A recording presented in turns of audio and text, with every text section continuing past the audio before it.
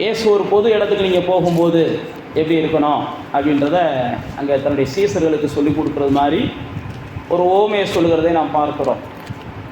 நானும் நீங்களும் இயேசு சொல்கிற வார்த்தைகளை, சில வார்த்தைகளை நம்ம கவனித்து பார்த்தோம் அப்படின்னா நிச்சயமாக நாம் எந்த இடத்துலையும் என்ன செய்ய மாட்டோம்னா வெட்கப்பட மாட்டோம். அதுதான் இயேசு விரும்புகிறார். நம்முடைய பிள்ளைகளை அவர் எந்த இடத்துலையும் தாழ்ந்து போக அவர் விடுகிறதில்லை, அவர் விரும்புகிறதும் இல்லை. அவருடைய பிள்ளைகளை எந்த இடத்துலையும் அவர் தாழ்ந்து போக விடுறதும் இல்லை, அதில் விரும்புகிறதும் இல்லை. அப்படி ஏதாவது ஒரு சூழ்நிலை நடந்துடக்கூடாதுன்னு சொல்லி தான் இயேசு என்ன செய்கிறாருன்னா தன்னுடைய சீசர்களுக்கு எந்த இடத்துக்கு போனாலும் உன்னை ஒருத்தர் என்ன செய்யணும், மதித்து கூப்பிடணும்.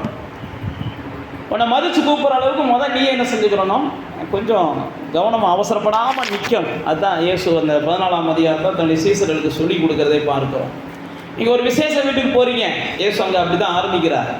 நீங்கள் ஒரு விசேஷ வீட்டுக்கு போகும்போது அந்த விசேஷ வீட்டில் நீங்கள் வாட்டுக்கு போன உடனே நான் தான் நல்லா நகை போட்டு வந்திருக்கிறேன், நான் தான் நல்லா சட்டை போட்டு வந்திருக்கிறேன், இந்த விசேஷ வீட்லேயே நான் தான் கொஞ்சம் படித்தாளாக இருக்கிறேன் அப்படி இப்படி நீயா நினச்சிக்கிட்டு என்ன செஞ்சிடாத.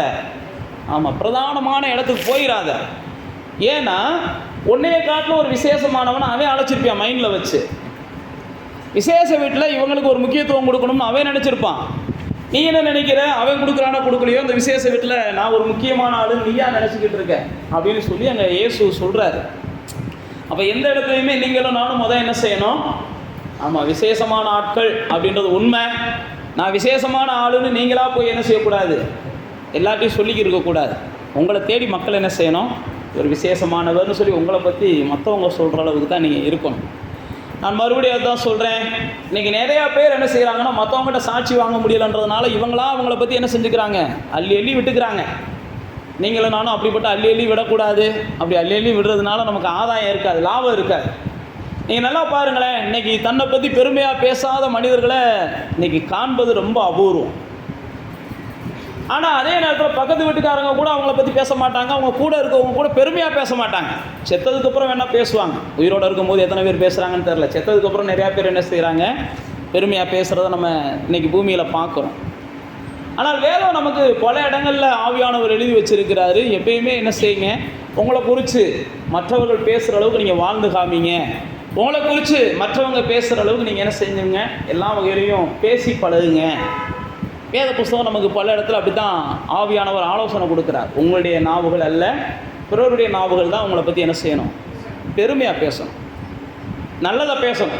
இன்றைக்கி நம்முடைய நாவுகள் தான் நம்மளை பற்றி நல்லதாக பேசுது, பிறருடைய நாவுகள் நம்மளை பற்றி எப்படி தான் பேசுது, ரொம்ப படுமோசமாக தான் பேசுது. உங்களை பற்றி பேசலைன்னா நீங்கள் பாக்கியவான்கள் தான். இன்றைக்கி உலகத்தில் அதுதான் நடக்குது. ஆனால் பவுல் அப்போஸ்தலன் அதை காட்டிலும் இன்னொரு படி மேலே போய் சொல்கிறாரு, தன்னைத்தான் புகழுகிறவன் உத்தமன் அல்ல, கர்த்தரால் ஒரு மனுஷன் என்ன செய்யணும், புகழப்படணும். உன்னை மனுஷன் புகழ்ந்துடலாம். ஏன்னா நீங்கள் 10 ரூபா கொடுத்தீங்கன்னா இன்றைக்கி உங்களை புகழ்கிறதுக்கு என்ன செய்கிறது, ஆமாம் ஆள் இருக்கிறாங்க. கூட்டம் சேர்க்கறதுக்கு இன்றைக்கி நமக்கு எல்லாருக்கும் தெரியும், வாழ்க கோஷம் போகிறதுக்கு காசு கொடுத்தா வாழ்க கோஷம் போகிறதுக்கு ஆள் இருக்கிறாங்க. நீங்களே ஒரு கல்யாண வீட்டுக்கு போகிறதுக்கு முன்னாடி ஒரு 10 பேர்த்தை அனுப்பிவிட்டு இந்த மாதிரி 100 ரூபா தர்றேன், நான் உள்ளே நுழையும் போது என்ன செய்யணும், எனக்கு ஒரு 2 வேட்டை போட்டு என்னத்தையாவது சொல்லுங்கடானா அதுக்கு ஆள் இருக்குது. அதனால தான் பவுல் அப்போஸ்தலன் ஒரே தான் என்ன செஞ்சிட்டான், பிற நாள் புகழப்படுவதை கூட நான் விரும்பலப்பா, கர்த்தரால் என்ன செய்யணும், ஒரு மனுஷன் புகழப்படணும் அப்படின்னு அடுத்த கட்டத்துக்கு அவர் பட்டு நகண்டு போயிட்டார்.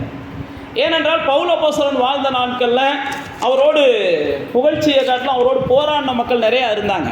அதனால தான் பவுல் அப்போஸ்தலன் என்ன செஞ்சார், என்னுடைய மேன்மை அவமதிக்கிறதை பார்க்கிறோம், நான் சாகிறது நல்லதுன்ற அளவுக்குலாம் பேசினார்.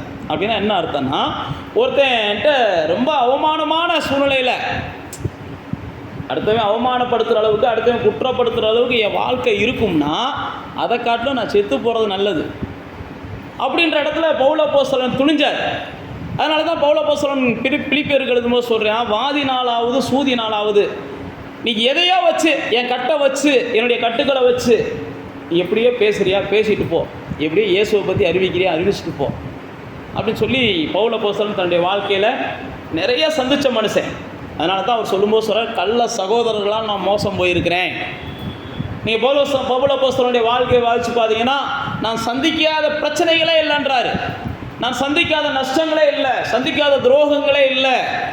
எத்தனையோ பேர் என்ன செஞ்சாங்க, என் கூட இருந்தவங்களே இப்பிரபஞ்சத்தின் மேலே ஆசை வைத்து என்னை விட்டுட்டு போயிட்டாங்க அப்படின்லாம் பவுல் அப்போஸ்தலன் என்ன செய்யலாம், தான் கூட இருந்த மக்களை சொல்கிறான். அதே மாதிரி தன்னுடைய திருச்சபை மக்களை பற்றி அவன் நிறையா பேசுகிறான். ஏன் நான் உங்களுக்கு சொல்லுகிறேன் அப்படின்னா, நீங்களும் நானும் திருச்சபையில் பவுல் அப்போஸ்தலன் தான் அந்த வார்த்தையை அடிக்கடி சொல்லுவார். நீங்கள் நிருபங்களை வாசித்து பார்த்தீங்கன்னா, உங்களை குறித்து என்ன வேண்டியதுக்கு மிஞ்சி என்ன செய்யாதீங்க, எண்ணாதீங்க. இதெல்லாம் பவுல் அப்போஸ்தலன் தன்னுடைய திருச்சபை மக்களுக்கு சொல்லுவான். நீ உங்களை குறித்து என்ன வேண்டியதுக்கு மிஞ்சி என்ன செய்யாத, எண்ணாத. என்னன்னா நீ என்ன செஞ்சிருவ, பெருமைக்காரனாக போயிடுவ. பெருமைக்காரர்களுக்கு தேவன் எதிர்த்து நிற்கிறார். இதெல்லாம் பவுல் அப்போஸ்தலன் தன்னுடைய திருச்சபை மக்களுக்கு சொல்லுகிறதை பார்க்கிறோம். அப்போ தேவனுடைய பிள்ளைகளை இங்கே இயேசு சொல்கிறாரு, நீங்கள் எங்கே போனாலும் என்ன செய்யுங்க, ஆமாம், ஒரு தாழ்மையான ஒரு இடத்துல போய் உட்காருங்க. ஒரு தாழ்மையான ஒரு இடத்துல போய் உட்காருங்க. அந்த தாழ்மையான இடத்துல நீங்கள் உட்காரும்போது உங்களை அழைத்தவர்கள் உங்கள் மேலே இருக்கிற கிருபையை கனம் பண்ணுவாங்க, உங்கள் மேலே இருக்கிற அபிஷேகத்தை கனம் பண்ணுவாங்க, உங்களுக்குள்ளே வாழுகிற ஆவியானவரை கனம் பண்ணுவாங்க, உங்களுக்குள்ளே இருக்கிற தேவனுடைய வல்லமையை கனம் பண்ணி அவங்க கூட்டு போய் என்ன செய்வாங்க, உங்களை முன்ன நிப்பாட்டுவாங்க. அதுதான் உங்களுக்கு மேன்மை அப்படின்னு சொல்லி அந்த 10ஆம் வசனத்தில் சொல்கிறாரு பாருங்க. நீ அழைக்கப்பட்டு இருக்கும்போது போய் தாழ்ந்த இடத்தில் உட்காரு. அப்பொழுது உன்னை அழைத்தவன் வந்து, சிநேகிதனே உயர்ந்த இடத்தில் வாரும் என்று சொல்லும்போது உன்னுடனே கூட பந்தி இருந்தவர்களுக்கு முன்பாக அது உனக்கு என்ன செய்யும், கனம் உண்டாகும் அப்படின்னு சொல்லிட்டு தான் அடுத்த வசனத்தை சொல்றாரு. தன்னைத்தான உயர்த்துகிறவன் எவனும் தாழ்த்தப்படுவான், தன்னைத்தான் தாழ்த்துகிற எவனும் உயர்த்தப்படுவான் அப்படின்னு இயேசு சொல்லுகிறத பார்க்கிறோம். இயேசு பாருங்க அழகா சொல்றாரு, என்னுடையவர்கள் எந்த இடத்துல என்ன செய்யக்கூடாது, கனமுள்ளவங்களா இருக்கணும். ஆனா நீங்க கனத்தை தேடி போகக்கூடாது. உங்களை தேடி தான் கனம் என்ன செய்யணும், வரணும். உங்களை தேடி தான் மேன்மை வரணும். இயேசு தன்னுடைய பிள்ளைகளை எப்பயுமே விசேஷப்படுத்தி தான் இந்த பூமியின் ஜனங்களுக்கு முன்பாக வைக்க விரும்புகிறார். இந்த பூமியின் ஜனங்களுடைய பார்வையில உங்களை ஒரு விசேஷித்தவர்களாக தான் அவர் வைக்க விரும்புகிறார் அல்லது காண்பிக்க விரும்புகிறார். மற்றவர்களை காட்டிலும் நீங்கள் தேவனுடையவர்கள் அப்படின்றதையும், நீங்கள் ஜீவனுள்ள தேவனை தொழுது கொள்ளுகிறவர்கள் என்பதையும், நீங்கள் பின்பற்றுகிற தேவனுடைய வழிதான் உத்தமமானது என்பதையும் இந்த உலகத்தார் அறிந்து கொள்வதற்காகவே அவர்களை பார்க்கிறோம். தேவன் உங்களை என்ன செய்கிறார், ஒரு விசேஷித்த பாதையில் நடத்துகிறார். அவர்களை பார்க்கிறோம், உங்களை நல்ல மேலான பாதையில் நடத்துகிறார். அவர்களால் செய்ய முடியாத அநேக காரியங்களை தேவன் உங்களுக்காக என்ன செய்கிறார், எளிதாக செய்து கொடுக்கிறார். அதனால தான் இயேசு தன்னுடைய சீசர்களுக்கு சொல்லும்போது சொல்றாரு, எப்பா நீ கனத்துக்கு பாத்திரவான். ஏன்னா ஓ மூலமா இயற்கைக்கு அப்பாற்பட்ட காரியங்களை கர்த்தர் செய்கிறார். ஓ மூலமா தேவ ஆவியானவர் என்ன செய்கிறார், அநேகருடைய வாழ்க்கைக்கு வெளிச்சத்தை கொடுக்கிறார் அல்லது விடுதலையை கொடுக்கிறார். நீ கனம் பண்ணுவதற்கு 100% தகுதியான ஆளு. ஆனால் அந்த கனம் என்ன செய்யணும், மனுஷன் தேடி வந்து உனக்கு பண்ணணும். மனுஷன் உனக்கு தேடி வந்து பண்ணணும். அதுக்காக நீ என்ன செய்யணும், காத்திருக்கணும். அவசரப்படக்கூடாது, அவசரப்படவே கூடாது, காத்திருக்கணும். அதனால தான் பேதுரு சொல்லும்போது சொல்றாரு, ஏற்ற காலத்தில் கர்த்தர் உங்களை உயர்த்தும்படிக்கு அவருடைய பலத்த கரத்துக்கு கீழே நீங்கள் என்ன செய்யுங்க, அடங்கி இருங்க. இந்த அடங்கி இருக்கிற ஒரு மனிதன் தான் ஒரு பெரிய ஆசீர்வாதத்தை பெற்றுக்கொள்ள முடியும். நம்ம அடங்கி இருக்கிற ஒரு சூழ்நிலை தான் நமக்கு ஒரு பெரிய ஆசீர்வாதத்தை நிச்சயமாக கொண்டு வரும். நம்ம எல்லாருக்குமே தெரியும், சாமுவேலை கொண்டு வந்து தேவன் என்ன செய்கிறாருன்னா ஏலிக்கு கீழே கொண்டு வந்து நிப்பாட்டிடுறார். ஏலி ஒரு ஊழியக்காரர். சாமுவேலுடைய அம்மா ஆண்டவர்கிட்ட விண்ணப்பம் பண்ணுறாங்க. ஆண்டவர் சாமுவேலை கொடுத்த உடனே ஆலயத்தில் கொண்டு வந்து விட்டுறாங்க. ஆனால் ஏலியினுடைய நாட்களெல்லாம் நீங்கள் வாசிச்சு பாருங்க, ஏலி நல்லவனா கெட்டவனான்றது ரெண்டாவது. ஆனால் ஏலியினுடைய நாட்களெல்லாம் இந்த சாமுவேல் என்ன செஞ்சான், ஏலியினுடைய கைகளின் கீழே அடங்கி இருந்தான். ஏலி என்ன சொல்கிறானோ அதை செஞ்சுக்கிட்டு இருந்தான். அப்போ ஒரு மனுஷனுக்கு கனம் வேணும் அப்படின்னா அவன் என்ன செய்யணும், கொஞ்சம் அடங்கி இருக்கணும். அடங்கி இருக்காத ஒரு மனுஷன் அவ்வளோ சீக்கிரத்தில் என்ன செய்ய முடியாதுன்னா உயரத்துக்கு போகவே முடியாது. எல்லாருமே நாம் என்ன செய்கிறோம்னா இன்னைக்கு இன்ஸ்டண்ட்டாக சீக்கிரத்தில் ரெடிமேடாக எவ்வளோ சீக்கிரம் முடியுமோ அவ்வளோ சீக்கிரம் நினச்சதெல்லாம் சாதிக்கணும்னு நினைக்கிறோம். ஆனால் வேதம் நமக்கு சொல்லுகிறது, எல்லாத்துக்குமே தேவன் என்ன செய்கிறார்னா உங்களை பக்குவப்படுத்திட்டு தான் உங்கள் கையில் என்ன செய்கிறார், பதவியை கொடுக்குறார். பக்குவம் இல்லாமல் நீங்கள் இருக்கிறது வரைக்கும் உங்கள் கையில் கர்த்தர் பொறுப்புகளை நம்பி தரமாட்டார். ஏனென்றால் நீங்கள் எடுக்கிற அந்த காரியத்தை வச்சு நீங்கள் என்ன செய்யணும், அநேகருக்கு ஆசீர்வாதமாக இருக்கணும். பக்குவம் இல்லாத உங்களை கொண்டு போய் பதவியில் உட்கார வச்சாச்சுன்னா அதுக்கப்புறம் நீங்கள் என்ன செய்வீங்கன்னா, பைபிளில் போட்டிருக்கு, துன்மார்க்கர்கள் ஆளும்போது ஜனங்கள் என்ன செய்வாங்களாம், பல வகையில் கஷ்டப்படுவாங்க. உங்கள் கையிலெல்லாம் பதவி கிடச்சிருச்சு, நீங்கள் பக்குவம் இல்லாமல் இருக்கிறீங்க அப்படின்னா உங்களுடைய வாழ்க்கையில் அநேகருக்கு நீங்கள் தீமைகளை செய்ய ஆரம்பிச்சிருவீங்க. அதனால தான் கர்த்தர் என்ன செய்கிறாரு, உங்களை பக்குவப்படுத்தி உங்களை பலப்படுத்தி அதுக்கப்புறம் தான் கண்டு வந்து உங்கள் கையில் அதிகாரங்களை கொடுக்குறார், அதுக்கப்புறம் மேன்மையை கொடுக்குறார், அதுக்கப்புறம் ஆசீர்வாதங்களை கொடுக்குறார். அப்போ தேவனுடைய பிள்ளைகளே, நான் உயர்ந்த நிலைமைக்கு போக முடியாததற்கு காரணம் அப்படின்னா முதல்ல நான் இன்னும் என்ன செய்யலை, பக்குவப்படலைன்னு நான் ஒத்துக்கிறேன். நான் இன்னும் பக்குவப்படலை, அதனால தான் என்னை கர்த்தர் உயர்த்த மாட்டேன்றாரு. என்னை கொண்டு போய் ஏன் அங்கே உட்கார மாட்டேன்றாருன்னா இன்னும் நான் பலப்படலை. பைபிளில் பார்த்தீங்கன்னா தாவீதை கொண்டு வந்து கர்த்தர் என்ன செஞ்சாராம், 7.5 ஆண்டுகள் வெறும் யூதா கோத்திரத்தை சேர்ந்த ஒரு சின்ன கூட்டத்துக்கு மட்டும்தான் ராஜாவா வச்சார். தாவீது தேவனுடைய இருதயத்துக்கு ஏற்றவன், தாவீது தேவனுடைய எல்லா வழிகளையும் அறிஞ்சவன். ஆனா தேவன் பாருங்க, அவனை பக்குவப்படுத்துவதற்காக பல பாடுகள் ஊடாக அவன் கடந்து போகிறான். அதனாலதான் யோபு சொல்றாரு, நான் பொன்னாக விலங்கு மட்டும் கர்த்தர் என்ன செய்வார், என்னை புடமிடுவார். யோபு தான் சொல்றார், கர்த்தாவே நீ என்னை எவ்வளவுதான் புடமிட்டாலும் நான் சுத்த பொன்னாக இருக்கிறேன் என்பது நிச்சயம் ஒரு நாள் என்ன செய்யும், வெளிப்படும். அப்ப தாவீது பாருங்க, அவ்வளவு பெரிய பரிசுத்தவான். ஆனால் வேதம் சொல்லுகிறது, தேவன் சவுலை கூட கொண்டு வந்து அப்படியே 12 கோத்திரத்துக்கு ராஜாவா மாத்திட்டாரு. சவுலை கொண்டு வந்து அப்படியே 12 கோத்திரத்துக்கு அவனை ராஜாவா மாத்திடுறாரு. ஆனா தேவன் பாருங்க, தாவீதை கொண்டு வந்து உடனேலாம் 12 கோத்திரத்துக்கு ராஜாவா உட்கார வைக்கல. சின்ன கோத்திரத்தை ஆள வைக்கிறார். அந்த சின்ன கோத்திரத்தை ஆளும்போது அவனுடைய பக்குவம் வெளிப்படுகிறது. அந்த ஜனத்தை நல்லா நடத்துகிறான், அந்த ஜனங்களுக்கு தேவையானதை செய்கிறான். அப்புறம் தான் அந்த ஜனத்தை பைபிளில் போட்டிருக்கு, அந்த தேசத்தில் இருந்த அப்னேர் போன்ற படைத்தலைவர்கள் தாவீதை தேடி வர்றாங்க. ஏப்பா, நீ தான் எங்களையும் ஆளணும், நீ தான் எங்களுக்கு ராஜாவா இருக்கணும், ஏன்னா தேவன் ஒன்றை தான் கொண்டு வந்து எங்கள் மேலே ராஜாவா வைப்பேன்னு வாக்கு கொடுத்துருக்கிறாரு. பாருங்க, நான் ராஜாவா ஆயிட்டேன், ஆனால் 12 கோத்திரத்துக்கு நான் என்ன செய்யணும், ராஜாவா மாறணும். 12 கோத்திரத்துக்கு நான் எப்படியா ராஜாவா மாறுறதுன்னு சொல்லி இவன் என்ன செய்யல, ஆட்களை தூதெல்லாம் அனுப்பல. ஏன்னா இவன் ஒரு 2.5 கோத்திரத்துக்கு ராஜாவா மாறிட்டாரு, மீதி கோத்திரங்களுக்கு ஒரு ராஜாவா மாறணும். பைபிளில் போட்டுக்கு 7 ஆண்டுகள் காத்து கிடந்தானா. அதனால தான் நான் உங்களுக்கு சொல்லுகிறேன், நீங்கள் பலப்பட்டுட்டீங்கன்னு தெரிஞ்சுன்னா அப்னேர் அங்கேருந்து தேடி வர்றேன். அப்னேர் யாருன்னா அந்த கோத்திரத்தினுடைய படைத்தலைவன். அவன் எங்களுக்கு அந்த ராஜா சவுலுடைய மகனை நாங்கள் என்ன செஞ்சிடறோம், தள்ளி விட்டுறோம். நீங்கள் வந்து எங்களுக்கு என்ன செய்யுங்க, ராஜாவா மாறுங்க, நீங்கள் தான் தேவனால் நியமிக்கப்பட்டவங்க. அப்போ தேவனுடைய பிள்ளைகளாகிய நாம் பலப்படுறது வரைக்கும், பக்குவப்படுறது வரைக்கும் கர்த்தர் என்ன செய்கிறாருன்னா சில காரியங்களை நம்ம கையில் முழுமையாக நம்பி தரமாட்டேன்றார். அதனால தான் நான் மறுபடியும் சொல்லுகிறேன், கர்த்தர் நமக்காக எல்லாவற்றையும் ஏற்ற நேரத்தில் செய்கிறார்.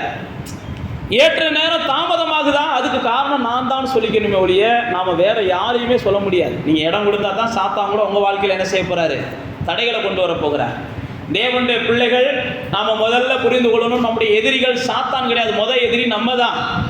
அதனால தான் பவுல் அப்போஸ்தலன் சொல்கிறான், நான் ஆகாதவனாய் போகாதபடிக்கு நான் என்ன செய்கிறேன், கண்ட்ரோல் பண்ணுறேன்றான். நம்முடைய முதல் எதிரி நம்ம தான். நாம ஆகாதவனாய் போகாதபடிக்கு பவுல் அப்போஸ்தலன் தான் சொல்றாரு, நான் என்ன செய்றேன், நான் ஆகாதவனாய் போகாதபடிக்கு, நிச்சயம் இல்லாதவனாய் ஓடாதபடிக்கு, ஆகாயத்தில் சிலம்பம் பண்ணுகிறவனாய் இராதபடிக்கு நான் பெற்றுக்கொள்ளத்தக்க என்ன செய்றேன், ஓடுவதற்காக நான் எல்லாவற்றிலையும் கட்டுப்பாடோடு இருக்கேன்றான்.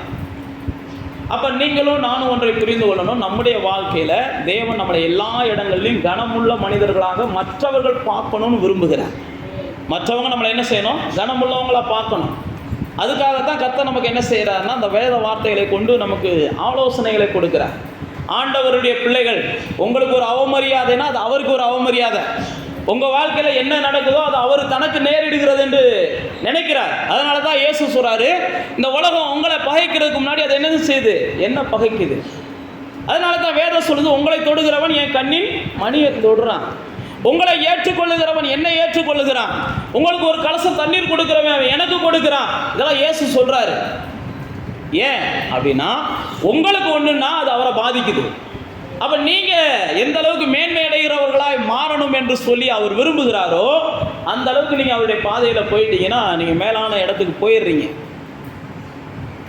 அதற்கு பதிலாக நானும் நீங்களும் உலகத்தாரை போல என்ன செஞ்சிடறோம், இந்த தாவீது சொன்னது மாதிரி தாவீதை போல காத்து கிடக்காம அதை கைப்பற்றுறதுக்கு நம்ம சில முயற்சிகளை பண்ண ஆரம்பிக்கிறோம். அதனுடைய முடிவு நமக்கு வருத்தத்தை கொடுக்குது. அதனால தான் ஆண்டவர் சொல்றாரு, உன் சிநேகிதன் வந்து உன்னை கூப்பிடுறது வரைக்கும் கொஞ்சம் பொறுமையாரு. நீ அழைக்கப்பட்டது உண்மை, உன்னை பிரித்தெடுத்தது உண்மை, உனக்குன்னு சொல்லி விசேஷித்த வகையில் கனத்தை கொடுக்கணும். அவங்க கொடுப்பாங்க, நீ வெயிட் பண்ணு, நீ அவசரப்படாத. சில நேரத்தில் சில இடங்கள்ல நமக்கு கனமே கிடைக்கலைன்னா கூட கர்த்தாவே ஸ்தோத்திரம்னு நீ கடந்து போய் பாருங்க. எந்த இடத்துல அவர்கள் இன்னொரு மனிதனை நமக்கு நம்மளை மட்டம் தட்டுறதுக்காக கனம் பண்ணாங்களோ, நம்மளை மட்டம் தட்டுறதுக்காக இன்னொருத்தவங்களை அவங்க கனம் பண்ணியிருப்பாங்க பாருங்க, அந்த கனம் பெற்ற மனுஷன் ஒரு நாள் வரும்போது நம்மளை அவன் என்ன செய்வான், கனப்படுத்துவான். அவங்களால கனம் பெற்ற மனிதன் நம்மளை கனப்படுத்துகிற சூழ்நிலைகளை ஆண்டவர் என்ன செய்வார், உருவாக்குவார். அப்போ நீங்களும் நானும் என்ன செய்யணும், கடந்து போயிடணும். சில நேரத்தில் இங்கே பாருங்க, தாவீதை குறித்து இங்கே இயேசு தன்னுடைய சீசர்களுக்கு சொல்றாரு, நீங்க கனம் உண்டாகும்படி நடந்து கொள்ளுங்க, நீங்க கனமுள்ளவர்களா இருங்க. நீங்க இதே லூக்கா சுவிசேஷம் 15ஆம் அதிகாரத்தில் பார்த்தீங்கன்னா இளையகுமாரன் கதையை அங்கே ஆவியானவர் நமக்கு எழுதி வச்சிருக்கிறார். இளையகுமாரன் கதையில அந்த இளையகுமாரன் வந்து சொல்றான், நான் எந்த வகையிலும் தகுதியுள்ளவன் அல்ல கனத்தை பெற்றுக் கொள்வதற்கு. நான் எந்த வகையிலும் தகுதியுள்ளவன் அல்ல, அல்லது பாத்திரன் அல்ல. இளையகுமாரன் அவன் தன் வாழ்க்கையில எல்லாத்தையும் தொலைத்தவன் தான். ஆனா அவங்க அப்பாட்ட தான் வர்றான், வேற எங்கேயும் போகல. அவன் வந்து அப்பாட்ட என்ன செய்யலாம், உரிமையா கேட்கலாம். ஆனா பைபிள்ல போட்டிருக்கு, அவன் என்ன செய்யறான், அந்த உரிமை எனக்கு இல்லை, நான் இழந்துட்டேன் அப்படின்னு சொல்றான். ஆனால் வேத புஸ்தகம் போட்டிருக்கு, நீ உரிமையை இழந்தாலும் எப்போ நீ ஏன் புள்ள, நான் அவருடைய புள்ளன்ட்டு நீ வந்தையோ, நான் உனக்கு செலுத்த வேண்டிய கனத்தை என்ன செய்வேன், கொடுப்பேன். நீங்கள் பைபிளில் வாட்சி பார்த்தீங்கன்னா அந்த 15ஆம் அதிகாரத்தில் அவன் பாத்திரம் அல்ல அப்படின்னு சொல்லி அவன் ஒதுங்குறான். 22ஆம் வசனத்தில் போட்டிருக்கு, 15:22. அப்பொழுது தகப்பன் தன் ஊழியக்காரரை நோக்கி, நீங்கள் உயர்ந்த வஸ்திரத்தை கொண்டு வந்து இவனுக்கு உடுத்தி இவன் கையில மோதிரத்தையும் கால்களுக்கு பாதரட்சையும் போடுங்க அப்படின்னு சொல்றத பார்க்கிறோம். இங்க பாருங்க, சில நேரத்தில் நானே தேவன் என்னை கனப்படுத்துவதற்கு பாத்திரன் அல்ல நானு. ஏன்னா என்னுடைய வாழ்க்கையில எவ்வளவு தடுமாற்றம் இருக்கு, எவ்வளவு கரை இருக்கு, எவ்வளவு பிழை இருக்குன்னு எனக்கு தான் தெரியும் அப்படின்னு ஒருவேளை நானே நினைக்கலாம். ஆனால் வேதம் சொல்லுகிறது, அப்படிப்பட்ட சூழ்நிலையில் நீங்கள் நினைச்சாலும் நீங்கள் உணர்வடைஞ்சு, ஆமாண்டவரே எனக்கெல்லாம் கனம் எங்கப்பா கிடைக்க போகுது, நான் எந்த அளவுக்கு சொதப்பிக்கிட்டு இருக்கேன்னு தெரியும், எனக்கெல்லாம் எங்கே மேன்மை கிடைக்க போகுது, நான்லாம் எங்கள் பூமியில் எங்கே அப்படின்னு நீங்கள் ஒருவேளை அப்படி உணர்வடைஞ்சா கூட கர்த்தர் என்ன செய்கிறாரு, அதை கனப்படுத்துகிறேன். அப்படி உணர்வடைஞ்சா கூட. ஆனால் அதற்கு பதிலாக அதான் நான் சொல்ல பாருங்க, நீங்கள் சுயநீதியை பேச ஆரம்பிச்சிங்கன்னு வைங்க, உலகத்தில் கெட்டு போகாத எவன் தான் இருக்கான், உலகத்தில் தப்பு செய்யாத எவன் தான் இருக்கான், எந்த ஊழியக்காரன் பிள்ளையத்தை ஒழுங்காக வளர்த்துருக்கான், எந்த ஊழியக்காரன் அப்படின்னு நீங்கள் சுயநீதி பேச ஆரம்பிச்சிட்டீங்கன்னு வைங்க, நீங்கள் இழந்ததாகவே போயிடும். உங்களுக்கு கிடைக்க வேண்டியதெல்லாம் ஒன்றும் கிடைக்காமே போயிடும். நானும் நீங்களும் சுயநீதியை பேசிக்கலாம், தேவன்ட்டு எதையும் என்ன செய்ய முடியாது, பெற முடியாது. இங்கே பாருங்க, அழகா ஆவியானவர் நமக்கு எழுதி வச்சிருக்காங்க. அந்த இளையகுமாரன் ஒன்றுமே பேசலை, எல்லாத்தையும் இழந்துட்டேன், எல்லாத்தையும் விட்டுட்டேன். அப்போ ஆவியானவர் அங்கே எழுதி வச்சுட்டா தகப்பன் என்ன செய்கிறாரு, இல்லை நீ எப்போ நீ திரும்பி வந்தையோ எல்லாத்தையும் இழந்துட்டேன், இனி எனக்கு கிடைச்சிச்சுன்னா நான் காப்பாற்றிக்கிறவேன்ற நிச்சயத்தில் வந்திருக்கிறேன். இனி எனக்கு ஒரு வாய்ப்பு கொடுத்தீங்கன்னு வைங்களேன், நிச்சயமாக நான் வாழ்ந்து காட்டுவேன் அப்படின்ற ஒரு நிச்சயத்தில் வந்திருக்கிறேன். நிச்சயமாக உன் இருதயத்தை எனக்கு புரியுது, உனக்கு நான் வாய்ப்பு கொடுக்குறேன்னு சொல்லி தன்னுடைய இளைய மகனுக்கு அவன் தகப்பன் என்ன செய்கிறான், மறுபடியும் வாய்ப்பு கொடுக்குறான். சில நேரத்தில் நீங்களும் நானும் இப்படி எதையாவது கெடுத்து போட்டிருந்தா கூட, ஆண்டவரே இன்னொரு வாய்ப்பை கொடுத்து பாருங்கப்பா, நான் கெடுத்துட்டேன், சொதப்பிட்டேன், ஏதோ நான் அவசரத்தை செஞ்சுட்டேன், நான் ஒரு மேன்மையான மனுஷன் அந்த பூமியில் நடமாட விரும்புகிறேன், எல்லாத்தையும் தொலைச்சிட்டேன். ஒருவேளை நீங்கள் கேட்டு பாருங்களேன், ஆண்டவர் என்ன செய்கிறார், உங்கள் மேலே நம்பிக்கை வைக்கிறார். மற்றவங்க நம்புகிறாங்களோ நம்பலையோ, நீங்கள் சொல்கிறத மற்றவங்க ஏற்றுக்கிறாங்களோ ஏற்றுக்கிறலையோ, எனக்கு இன்னொரு வாய்ப்பு கொடுங்க ஆண்டவரேன்னு நீங்கள் கேட்குறது மற்ற மனிதர்களுக்கு புரியுதோ புரியலையோ, நீங்கள் நின்று பாருங்களேன், ஆண்டவர் உங்களுடைய இருதயத்தை அறிந்திருக்கிறவர். நிச்சயமாக அந்த டயத்தில் என் பிள்ளைக்கு வாய்ப்பு கொடுத்தா அது எழும்பி நிற்கும், அது எழும்பி பிரகாசிக்கும். நிச்சயமாக அது மலை மேலே இருக்கிற ஒரு பட்டணமாக என்ன செய்யும், மாறும். அநேகருடைய வாழ்க்கைக்கு இது என்ன செய்யும், வெளிச்சத்தை கொடுக்குற ஒரு பிள்ளையாக இருக்கும். அநேகருக்கு இது நிழல் கொடுக்குற ஒரு பிள்ளையாக மாறும்னு சொல்லி கர்த்தர் என்ன செய்வார், உங்களுக்கு நிச்சயமாக ஒரு வாய்ப்பை கொடுப்பார். அப்போ தேவனுடைய பிள்ளைகளே, நம்முடைய கர்த்தர் எப்பயுமே மனிதனுடைய அந்தரங்கங்களை பார்த்து அல்லது அவனுடைய உள்ளத்தை பார்த்து அவனை கனப்படுத்துகிறார். அவனுடைய உள்ளத்தை பார்த்து அவனை கனப்படுத்துகிறார். மனுஷனுடைய எந்த உள்ளத்தில் அவனுடைய உள்ள எப்படிப்பட்டதாக இருக்குன்னு சொல்லி கர்த்தர் ஒருத்தருக்கு தான் தெரியும். நம்ம எல்லாருமே அறிந்திருக்கிறோம். யாத்ராமத்தின் புஸ்தகம் 1ஆம் அதிகாரத்துக்கு வந்தீங்கன்னா அங்க பாத்தீங்கன்னா மருத்துவச்சிகளை குறித்து போட்டிருக்கு. எகிப்திய மருத்துவச்சிகள் 1ஆம் அதிகாரத்துக்கு வாங்க. எகிப்திய மருத்துவச்சிகள் அங்க ராஜாவின் கட்டளை வருது, பிறக்கிற எல்லா பிள்ளைகளையும் என்ன செய்யுங்க, கொலை செய்யுங்க அப்படின்னு சொல்லி ராஜாவின் கட்டளை வருகிறதை பார்க்கிறோம். 1ஆம் அதிகாரத்துல 15ஆம் வசனத்திலிருந்து வாசிக்கிறோம். அந்த 2 மருத்துவச்சிகள் பேரையும் தேவன் எழுதி வச்சிருக்கிறார். ஏன் தேவன் எழுதி வச்சிருக்கிறார்னா, இந்த மருத்துவச்சிகள் அந்த ரங்கத்துல தேவனை நேசிக்கிறவங்களா இருந்தாங்க. இவங்க எகிப்தியர்கள் தான். அப்ப தேவனுடைய பிள்ளைகளாகிய நீங்களும் நானும் உள்ளத்துல எப்படி இருக்கும் அப்படின்னு கர்த்தர் பார்க்கிறார். முதல்ல நீங்க புரிஞ்சுக்கிறோம். அதனால தான் வேதத்தில் ஆவியானவர் பல இடத்துல எழுதியிருக்கிறாரு, உதட்டளவுல நீங்க என்ன செய்றீங்க, என்னை கிட்டி சேர்றீங்க, உங்க உள்ளம் எனக்கு என்ன செய்யுது, தூரமா இருக்குது.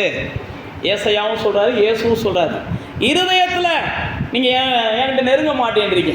உதட்டளவுல என்ன செய்றீங்க, ராஜா ராஜா இயேசு ராஜா அல்லது வேற என்ன வேணாலும் நீங்க என்ன செய்வீங்க, அலங்காரமான வார்த்தைகள் பேசுறதெல்லாம் ரைட்டு தான், நம்ம தப்புன்னா சொல்லலை. ஆனால் ஆண்டவர் என்ன சொல்றாரு, உள்ளமும் உதடும் 2 என்ன செய்யட்டும், உகந்ததா இருக்கட்டும்ன்றார்.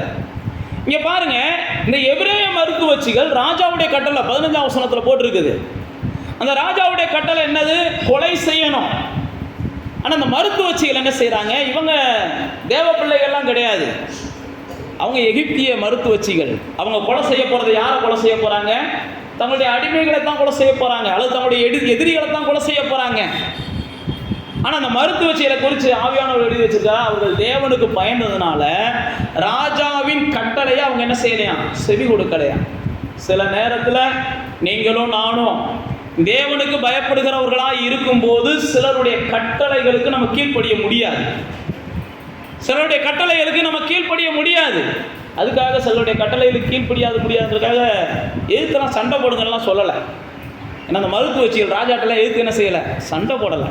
அப்படி ஆண்டவரே நான் விருப்பம் இல்லாமல் இருக்கிறேன் என்பதை நீங்கள் அறிஞ்சிருக்கிறீங்க, இதை நான் செய்ய விரும்பாமல் இருக்கிறேன் என்பதை நீங்கள் அறிஞ்சிருக்கிறீங்க, இதை செய்யக்கூடாது என்பதற்காக சில நேரத்தில் நான் பொய் சொல்கிறதையும் நீங்கள் பார்க்குறீங்க.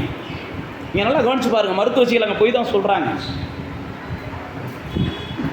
அப்போ தேவன் பாருங்கள், உங்களுடைய இருதயம் எப்படி பதறுதுன்னு அவர் பார்க்குறாரு, எப்படி கதறுதுன்னு அவர் பார்க்குறாரு. அதுக்கப்புறம் தான் உங்களை கனம் பண்ணுறார், அதுக்கப்புறம் உங்களை மேன்மைப்படுத்துறார், அதுக்கப்புறம் உங்களை ஆசீர்வதிக்கிறார். தேவன் எந்த ஒரு மனுஷனையும் சும்மாலாம் கூப்பிட்டு வச்சு என்ன செய்யறதில்ல, வாடா தாவீது அப்படின்லாம் உட்கார வைக்கிறது இல்லை, வாடா மோசேன்லாம் உட்கார வைக்கிறது இல்லை, வாடா யோசேப்புலாம் உட்கார வைக்கிறது இல்லை. அவனுடைய இருதயத்தை கர்த்தர் கவனிக்கிறார். அவங்களுடைய இருதயம் தான் அவங்களுடைய வாழ்க்கையை என்ன செய்யுது, இறுதியாக தீர்மானிக்குது. நீங்க என்கிட்ட எப்படி வேணாலும் பேசலாம், என் வாழ்க்கையில கர்த்தர் இவ்வளவு சோதனைகளை கொடுத்துட்டாரு, இவ்வளவு வேதனைகளை கொடுத்துட்டாரு, நான் கர்த்தருக்காக அதை செஞ்சேன் இதை செஞ்சேன்னு என்ன வேணாலும் நீங்க சொல்லலாம். நானும் கூட உங்க பேச்சை கேட்டுட்டு கர்த்தரை 4 வார்த்தை திட்டலாம், ஏன் ஆண்டவரே இந்த பாடுபடுத்துறீங்க இப்படிப்பட்ட பிள்ளையே அப்படின்னு கூட. ஆனா கர்த்தர் என்ன செய்வார்னா எல்லாத்துக்கும் என்ன செய்யறார், அறிஞ்சிருக்கிறார். இங்க பாருங்க, மருத்துவச்சிகள் ராஜாவுடைய கட்டளை மீறுறாங்க. பைபிள் பிரகாரம் பார்த்தீங்கன்னா நீங்க வாட்சி பார்த்தீங்கன்னா தெரியும், பொய் சொல்றாங்க. ராஜா சொல்றாரு, ஏன் ஆம்பளை பிள்ளையெல்லாம் பிழைக்க விட்ட? அப்போ அந்த அம்மா சொல்கிறாங்க, நான் போகிறதுக்கு முன்னாடி அந்த பிள்ளைகள்லாம் என்ன செஞ்சிருதுங்க, பொம்பளைகள்லாம் பிள்ளைகளை பெற்றுருதுங்க, அதுக்கப்புறம் எங்களால் கண்டுபிடிக்க முடியலைன்னு அப்படியே போட்டிருக்கு பைபிளில். அப்போ ராஜா என்ன செஞ்சாரா, அப்படி இவங்களை நம்பக்கூடாதாண்டு பிடிச்சி அங்கங்கே நதி ஒதுக்கி போட்டுருங்கடான்னு சொன்னாங்களாம்.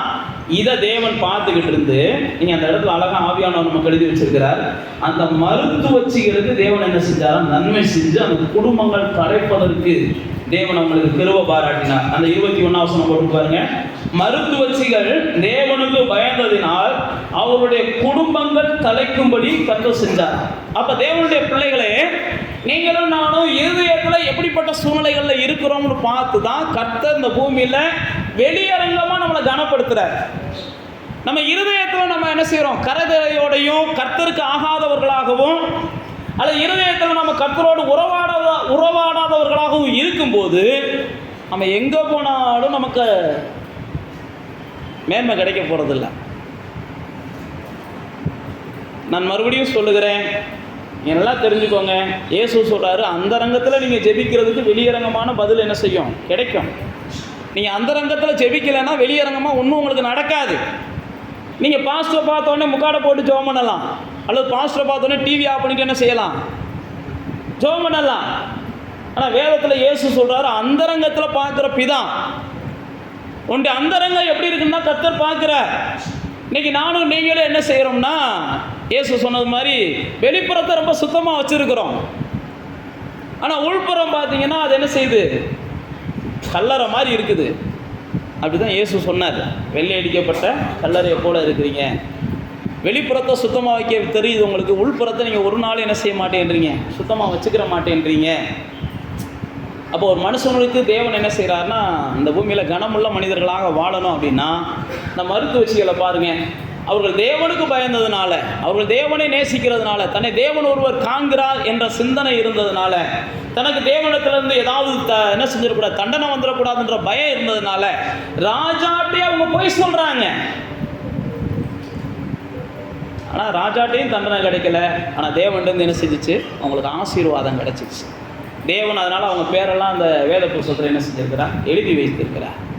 நாம் எல்லாருக்குமே தெரியும், யோசுவா காலேப்பு. இஸ்ரவேல் ஜனங்கள் 6 லட்சம் புருஷர்கள் என்ன செஞ்சாங்களாம், எகிப்திலிருந்து கிளம்புனாங்களாம். 6 லட்சம் புருஷர்கள்ல தேவன் யோசுவாவை வந்து மோசேக்கு அடுத்த தலைவனா தேவன் ஏற்படுத்துகிறார். பைபிள் பிரகாரம் பார்த்தீங்கன்னா மோசேக்கு பிள்ளைகள் இருந்தாங்க, மோசேக்கு மனைவி இருந்தாங்க. ஆனால் ஏன் கர்த்தர் யோசுவாவை தெரிந்து கொண்டார் அப்படின்னு நீங்கள் வேதத்தில் வாசிச்சு பார்த்தீங்கன்னா, 17ஆம் அதிகாரத்தில் யாத்ராமத்துக்கு வந்தீங்கன்னா முதல்ல எடுத்தோடனே யோசுவா தான் யுத்தத்துக்கு தயாராகிறதே பார்க்கிறோம். 17ஆம் அதிகாரத்துக்கு வாங்க. யாத்ராமத்தின் புஸ்தகம் 17ஆம் அதிகாரம். அமலேக்கியர் வந்துடுறாங்க 8ஆம் வசனத்தில். 8ஆம் வசனத்தில் அமலேக்கியர் வந்த உடனே அங்கே யுத்தம் பண்ணக்கூடிய சூழ்நிலை வருகிறது. அப்ப 10ஆம் வசனம் சொல்லுது, யோசுவா தனக்கு மோசே சொன்னபடியே செய்து அமலேக்கியரோட யுத்தம் பண்ணினான். இங்க பாருங்க, யோசுவா என்னைக்கு மோசே மேல தண்டனை வரல. மோசே தான் கானானுக்கு கொண்டு போக போறார். மோசே தான் ஜனங்களுக்கு கொண்டு போய் என்ன செய்ய போறார், கானானை பிரிச்சு கொடுக்க போறார். தேவன் மோசையை தான் என்ன செஞ்சார், தலைவனா வச்சார். மோசையை தான் அந்த ஜனங்களுக்கு தகப்பனா வச்சார். யோசுவாவுக்கும் தெரியாது, மோசேக்கும் தெரியாது. இந்த யோசுவா தான் கானானுக்குள்ள பிரவேசிக்க போகிறான், மோசே கானானுக்குள்ள போக மாட்டான் அப்படின்னு சொல்லி யாருக்கும் தெரியாது அந்த 17ஆம் அதிகாரத்தில். ஏன்னா என்னாமத்தில் அந்த மாசாட்டை தான் அந்த பிரச்சனை வருது. என்னாமத்தில் தான் அந்த பிரச்சனை வருது. அதுக்கு முன்னாடிலாம் அந்த பிரச்சனையே கிடையாது. யார் தான் தலைவர்? மோசே தான் தலைவர். யார் தான் ஜனங்களை நடத்தி கொண்டு போய் கானானை பிரித்து கொடுக்க போறா? மோசே தான் செய்ய போறார். யாத்ராம புஸ்தகம் முழுவதும் அதுதான் நமக்கு தெரியும். என்னாமத்துக்கு வந்ததுக்கப்புறம் தான் மோசே என்ன செய்கிறாரு, கொஞ்சம் அசந்துடுறாரு, வேற ஒன்றும் இல்லை, சில விஷயங்களை அசால்ட்டாக செஞ்சிடறாரு. அப்போ தேவனுடைய பிள்ளைகளே, இந்த யோசுவாவையும் காலேப்பையும் குறித்து ஆண்டவர் சொல்றாரு, இவர்கள் உத்தம இருதயம் உள்ளவர்கள். 6 லட்சம் பேர் இருக்கிறான். அந்த 6 லட்சம் பேர்ல இவங்க 2 பேர் தான் என்ன செய்யறான், என்னை உத்தமமாக பின்பற்றுகிறான். அப்போ நம்ம இங்கே எத்தனை பேர் உட்காந்துருக்குறோம் அப்படின்றத கர்த்தர் பார்க்குறாரு. அந்த உட்காந்துருக்கிறதுல எத்தனை பேர் உறங்காமல் உட்காந்துருக்கீங்கன்னு கர்த்தர் பார்த்துக்கிட்டு இருக்காரு. உறங்கிட்டு உட்காந்துருக்கவங்களையும் கர்த்தர் பார்த்துக்கிட்டு தான் இருக்கிறார். புரியுதா? உறங்கிருந்தீங்கன்னா எந்திரிச்சிருங்க, உறங்கலைனாலும் முடிச்சுக்கிட்டு இருங்க. இப்போ தேவனுடைய பிள்ளைகளே, இங்கே பாருங்க, யோசுவாவையும் காலேப்பையும் கர்த்தர் என்ன செஞ்சாராம் பார்த்துட்டு, இவங்க 2 பேர் தான் உத்தமமாக இருந்தாங்கன்னு சொன்னாங்க. அது 2 பேர் உத்தமமாக இருந்தாங்க. ஆனால் ஏன் யோசுவாவுக்கு தேவன் தலைமை பதவியை கொடுத்தார்? 2 பேர் உத்தமமாக இருக்கிறாங்க. அப்போ நானாக இருந்தால் நீங்களாக இருந்தால் என்ன செய்வோம், இப்போ 2 பேரும் தான் தலைவர்கள், நீங்கள் 2 பேரும் சேர்ந்து ஆலோசனை பண்ணி ஒருத்தருக்கு ஒருத்தர் என்ன செய்ய, தேசத்தை பங்கிட்டு கொடுங்கன்னு தான் சொல்லுவோம். ஆனால் தேவன் வேத புஸ்தகத்தில் பார்த்தீங்கன்னா ஏன் யோசுவாவை செப்பரேட் பண்ணார் அப்படின்னு பார்த்தீங்கன்னா, இந்த காலேப் கர்த்தருக்கு முன்பாக உத்தமனாக இருந்தது உண்மை. ஆனால் யோசுவாவுக்கு முன்பாக அவன் மோசேவுக்கு முன்பாக அவன் என்ன செய்யலை, உத்தமனாக இல்லை. நீங்கள் அதனால தான் நீங்கள் வேதத்தில் வாசிச்சு பார்த்தீங்கன்னா, யோசுவா எங்கே போனாலும் மோசே கூட போய்கிட்டு இருந்தான். மலையில் ஏறுவதற்கு, தேவனிடத்தில் கட்டளைகளை பெற்றுக்கொள்வதற்கு யார் போகிறான்? மோசே போகிறார். அப்படி மோசே போகும்போது அந்த மலையிலேயே இவர் கூட யோசுவாவும் போகிறார். யோசுவாவும் போகும்போது பைபிளில் போட்டிருக்கு, மோசே என்ன செஞ்சானா, நீ இருப்பா, நான் மட்டும் மலையில் போயிட்டு வரேன்ட்டு நடுவு மலையில் நுப்பாட்டிட்டு போயிட்டாராம். யோசுவா அந்த நடுவு மலையில் அப்படியே நின்றுக்கிட்டு இருந்தான். அது மட்டுமல்ல, அங்கே மேலே போய் எல்லாத்தையும் வாங்கிடுறாரு மோசே, கட்டளைகள்லாம் கீழே பார்த்தா ஜனங்கள் என்ன செஞ்சிடறாங்க, மோசே வர நேரம் ஆயிடுச்சுன்னு சொல்லி கண்ணுக்குட்டிகளை உருவாக்கி இவங்க தான் கர்த்தர்னு சொல்ல ஆரம்பிச்சிடுறாங்க. உடனே தேவன் என்ன செய்கிறாரு, மோசேட்ட எப்போ அந்த ஜனங்கள் கெடுத்துட்டாங்க, தங்களை கெடுத்துக்கிறாங்க, போ நீ கீழே இறங்கி அப்படின்னோடனே யோசுவா, இங்கே எல்லாம் பயங்கர சத்தம் கேட்குது, ஆனால் மோசை நுப்பாட்டிட்டு போனால் அதே இடத்துல நின்றுக்கிட்டு இருக்கான். மோசைக்கு மேலே இறங்கி கீழே வர்றான், என்ன சத்தம் தெரியலையே அப்படின்னு சொல்லி இவங்க 2 பேரும் பேசிக்கிறாங்க. ஏன் நான் உங்களுக்கு சொல்லுகிறேன் அப்படின்னா, நீங்கள் தேவனுக்கு நீங்கள் கவனிக்கிறீங்களா, தேவனுக்கு எந்த அளவுக்கு முன்பாக உத்தமர்களாக இருக்கிறீங்களோ அதே போல் உங்கள் ஊழியருக்கு முன்பாக நீங்கள் உத்தமர்களாக இருக்கணும். அப்போ தான் உங்களுக்கு என்ன செய்யும், ரெட்டிப்பான கனம் கிடைக்கும். இப்போ மோசேக்கு முன்னாடி யோசுவா உத்தமனாக இருந்தான். நீங்கள் யோசுவாவுடைய வாழ்க்கையை வாட்சி பார்த்தீங்கன்னா, மோசேட்ட தேவன் சொல்கிறாரு, எப்பா நீ ஒருவனா பாரத்தை சுமக்க முடியல, கொஞ்சம் பேருக்கு என்ன செய்வோம், கூப்பிட்டு வச்சு அவங்க மேலே ஆவிகளை பகிர்ந்து வச்சு எல்லாரையும் நியாயாதிபதிகளாக மாற்றுவோன்றாரு. உடனே எல்லாரும் வந்து தேவனுடைய ஆவியை பெற்றுக்கொள்ளுகிறாங்க. ஒரு சிலர் வராமல் வீட்டில் இருக்கான். அப்போ உடனே அவர்களும் ஆவியை பெற்றுக்கொண்டார்கள் அப்படின்ற செய்தி யோசுவாவுக்கு வருது. உடனே யோசுவா மோசேட்ட வந்து சொல்கிறான், அவர்கள் வீட்டுக்கு நம்மகிட்ட வராமல் வீட்டில் இருந்துக்கிட்டு அவன் ஆவியை பெற்றுக்கொண்டான், அவங்கெல்லாம் போய் என்ன செய்யணும், உடனே நம்ம கண்டிக்கணும் வாங்க அப்படின்ற அளவுக்கு மோசையின் மேலே அவனுக்கு இருக்கிற வைராக்கியத்தை அவன் என்ன செய்கிறான், காண்பிக்கிறான். அதனால தான் வேத புஸ்தகத்தில் மோசையின் ஊழியக்காரனாகிய யோசுவா அப்படின்னு ஆவியானவர் எழுதி வச்சிருக்கிறார். தேவனின் ஊழியக்காரனா அவன் மாறுறதுக்கு முன்னாடி அவன் யாருக்கு ஊழியக்காரனா இருந்தானா, மோசைக்கு ஊழியக்காரனா இருந்தான். இன்னைக்கு அநேகர் நம்ம என்ன செய்கிறோம் அப்படின்னா, தேவனுக்கு முன்னாடி நம்ம உண்மையாக இருந்தால் போதும், ஊழியக்காரனுக்கு நம்ம உண்மையாக இருக்குன்னு அவசியம் இல்லை அப்படின்னா நினைக்கிறோம். அப்படி நினைக்கிறது தப்பு கிடையாது. அதனால் உங்களுக்கு மேன்மை இல்லாமல் போயிடுவீங்க, அவ்வளோதான். அதான் சொன்ன பாருங்க, காலேபும் யோசுவாவும் உத்தமர்கள். ஆனால் காலேபு தேவனுக்கு முன்பாக உண்மையாக இருந்தான், யோசுவா தேவனுக்கு முன்பாகவும் உண்மையாக இருந்தான், மனுஷனுக்கு முன்பாகவும் உண்மையாக இருந்தான். இப்போ நீங்களும் நானும் இந்த பூமியில் தேவனுக்கு முன்பாக மட்டும் சாட்சி பெற்றவர்களாக இருந்தால் போதும்னு நினைக்கக்கூடாது. மனுஷனுக்கு முன்பாகவும் நம்ம என்ன செய்யணும், சாட்சி உள்ளவங்களாக இருக்கணும்னு நினச்சோம்னா நம்ம ரெட்டிப்பான கனத்துக்கு பாத்திரவான்களாக மாறுகிறோம். அப்போ தேவன் நம்மளை என்ன செய்கிறாருன்னா கனப்படுத்த விரும்புகிறார், எல்லாருக்கும் முன்னாடி கனம் பண்ணி வைக்க விரும்புகிறார். நீங்கள் யோசுவாவை எடுத்து பார்த்தீங்கன்னா 3ஆம் அதிகாரத்தில் ஆண்டவர் சொல்கிறாரு, யோசுவா நான் அந்த ஜனங்களுக்கு முன்னாடி நான் என்ன செய்ய போகிறேன், உன்னை மேன்மைப்படுத்த போகிறேன்றார். அப்போ தேவன் உங்களையும் என்னையும் மேன்மைப்படுத்தணும் அப்படின்னு நினச்சிட்டாருன்னா, ஏதாவது அந்த ஜனங்கள் உங்களை பார்த்து ஆச்சரியப்படுகிற அளவுக்கு சில விஷயங்களை கர்த்தர் அங்கே யோசுவா மூலமாக செய்கிறார். யோசுவாட்ட சொல்கிறாரு, இந்த ஜனங்களுக்கு முன்னாடி நான் உன்னை மேன்மைப்படுத்த போகிறேன், ஏன்னா அந்த ஜனங்கள் இனிமேல் உன்னை என்ன செய்யணும், மேன்மையாக பார்க்குற அளவுக்கு சில அதிசயங்கள் செய்ய போகிறேன். 3ஆம் அதிகாரம் 7ஆம் வசனம். கர்த்தர் யோசுவாவை நோக்கி, நான் மோசையோடு இருந்தது போல உன்னோடமும் இருக்கிறேன் என்பதை இஸ்ரவேல் எல்லாரும் அறியும்படிக்கு இன்று அவர்கள் கண்களுக்கு முன்பாக உன்னை மேன்மைப்படுத்துவேன் அப்படின்னு சொல்லி இங்கே ஆவியானவர் 3ஆம் அதிகாரத்தில் 7ஆம் வசனத்தில் எழுதி வச்சிருக்கிறார்.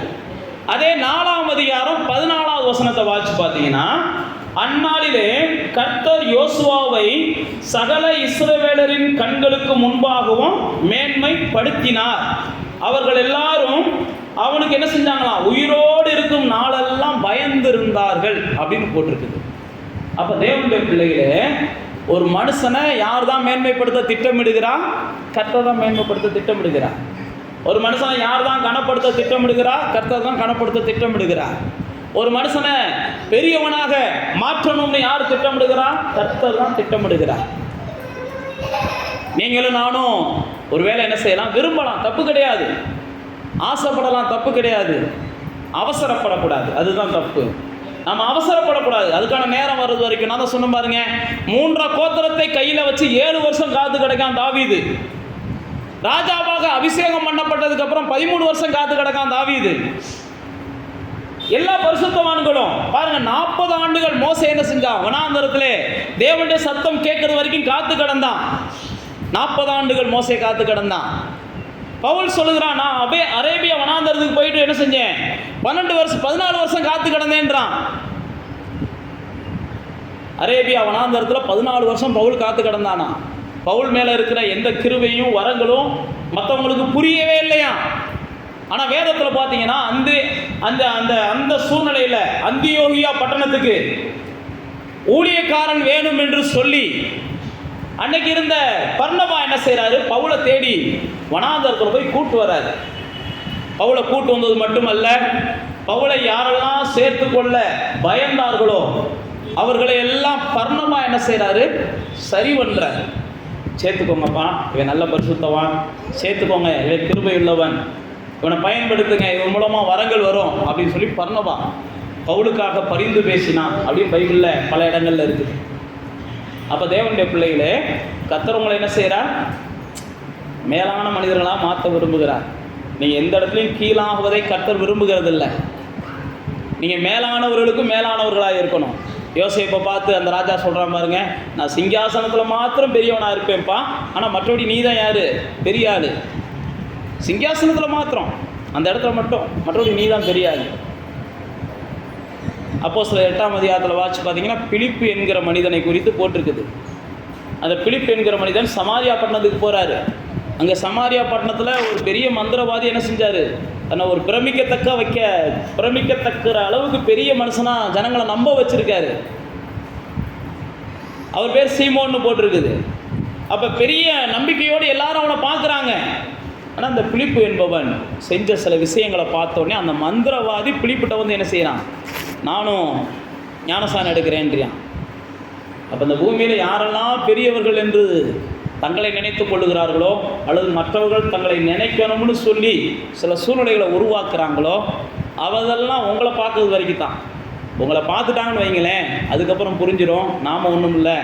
ஏன்னா உலகத்தில் இருப்பவனினும் உங்களுக்குள்ளே இருக்கிறவர் தான் பெரியவர். உலகத்தில் எப்படி வேணாலும் இருக்கலாம், அவங்கள்ட்ட பதவி இருக்கலாம், பணம் இருக்கலாம், அதிகாரம் இருக்கலாம், எங்கே வேணாலும் இருக்கலாம். ஆனால் அது எல்லாத்தையும் காட்டிலும் நானும் நீங்களும் வழிபடுகிற தேவன் தான் யார், பெரியவன். அந்த நிச்சயம் நமக்குள்ளே இருக்கணும். இப்போ பாருங்கள், அந்த சமாரியா பட்டணத்தை நீங்கள் வாட்சி பார்த்தீங்கன்னா தெரியும். அந்த பெரிய மனிதன் அவன் தன்னை தேவனை போல எண்ணிக்கொண்டவன். ஆனால் அந்த 8ஆம் அதிகாரத்தில் ஆவியானவர் எழுதி வச்சிருக்கார், பிலிப்பிட்ட போய் வேலை செய்கிறான், ஞானஸ்நானம் பெறுகிறதை பார்க்கிறோம்.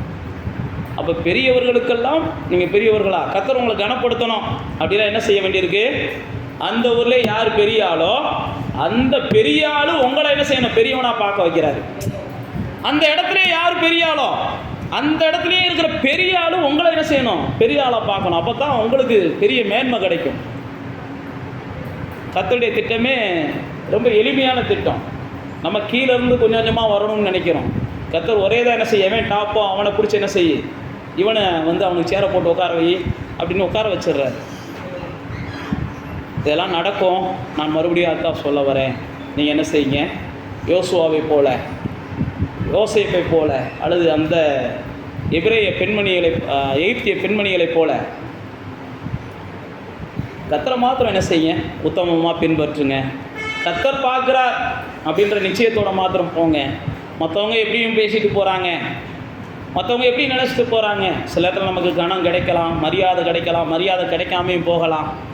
சில நேரத்தில் எது வேணாலும் நடக்கலாம். ஆனால் கர்த்தர் எனக்கு மரியாதையை கொடுக்க நினச்சிட்டாருன்னா, கர்த்தர் எனக்கு கனத்தை கொடுக்க நினச்சிட்டாருன்னா, கர்த்தர் என்னை மேன்மைப்படுத்தணும்னு நினச்சிட்டாருன்னா, நிச்சயமாக இன்றைக்கி என்ன யாரெல்லாம் அசட்டை பண்ணாங்களோ அவங்களுக்கு முன்பாக கர்த்தர் என்ன செய்வா, நிச்சயமாக என்னை ஒரு அரியணையில் உட்கார வைப்பார், அவங்களுக்கு முன்னாடி உட்கார வைப்பார். நீங்கள் அதுதான் நம்பணும். இந்த மனுஷன் கெடுத்துட்டான், அந்த மனுஷன் கெடுத்துட்டான், அவன் கெடுத்துட்டான்லாம் நினைக்காதீங்க. யாரும் கெடுத்தாலங்களை கெடுக்கலையோ, கர்த்தர் என்ன நினைக்கலப்பா, அதுக்காக நான் காத்திருக்கிறேன். கர்த்தர் என்ன செய்யலை, நினைக்கல. எனக்கு கர்த்தர் இன்னும் நேரம் வரணும் என்ன செய்கிறார், வெயிட் பண்ண வச்சுருக்கிறார். எனக்கான நேரம் வரும்போது எனக்கான மேன்மை என்ன செய்யும், நிச்சயமாக வரும் அப்படின்ற நிச்சயத்தோடு காத்துருங்க. கர்த்தர் உங்களை பயன்படுத்துவார். அப்படியே கண்களை மூடி நம்ம தேவனை நோக்கி பார்த்து அப்படியே சமூகத்தில் நம்முடைய இருதயத்தில் எப்போ என்ன செய்வோம், தேவனுக்கு முன்பாக ஒரு கரைதிரையற்ற ஒரு சூழ்நிலைகளை நம்ம உருவாக்குவோம். யோசுவாவை போல நாம் என்ன செய்வோம், கொஞ்ச நாள் அடங்கி இருக்கிற காலங்களில் கொஞ்சம் உண்மையாக இருப்போம். யாருக்கு அடங்கி இருக்கிறோமோ, தேவன் நம்மளை எந்த திருச்சபைக்கு வச்சுருந்தாலும் சரி, நம்ம தேவனுக்கு முன்பாக மாத்திரம் அல்ல, மனுஷனுக்கு முன்பாகவும் கொஞ்சம் சாட்சியாக இருக்கணும்னு சொல்லி நம்ம விரும்புவோம்.